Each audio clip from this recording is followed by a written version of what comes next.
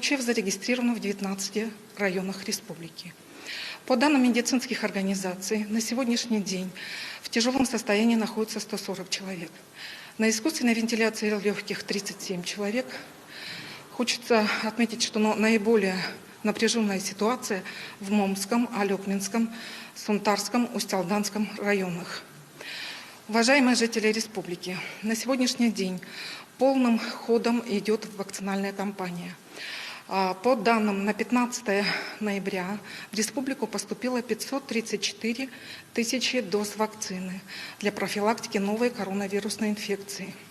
Получили первую вакцину 439 507 человек, что составляет 61,3% взрослого населения республики. Вакцинировано первым компонентом 85 129 лиц старше 60 лет, что составляет 60% от общего количества лиц старше 60 лет. Хочется отметить, что медицинские организации республики на сегодняшний день ведут очень серьезную адресную работу с лицами старше 6 лет и маломобильной группой населения, которым проводится по заявкам иммунизация по месту жительства, либо в поликлинике приглашением.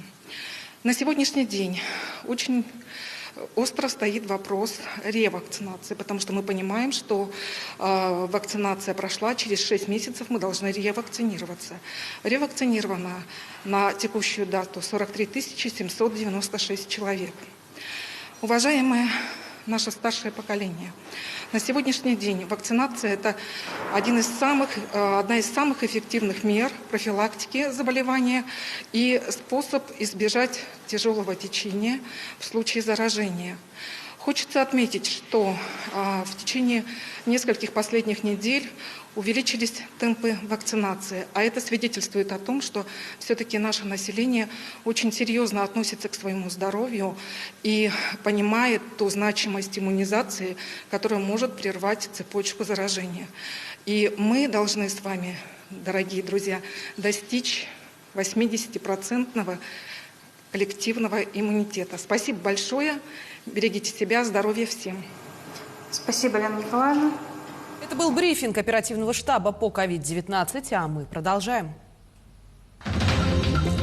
Вы смотрите новости. Коротко о главных темах этого выпуска. Далеко не чистый клевер. В Чурапчинском районе республики проводятся выездные рейды по выявлению некачественного сена.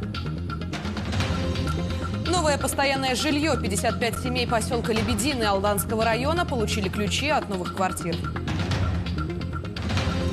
Земля до начала времен. В Якутске начал работу международный научный семинар «Четвертичная палеонтология и палеоэкология Якутии». Расскажем об этом более подробно.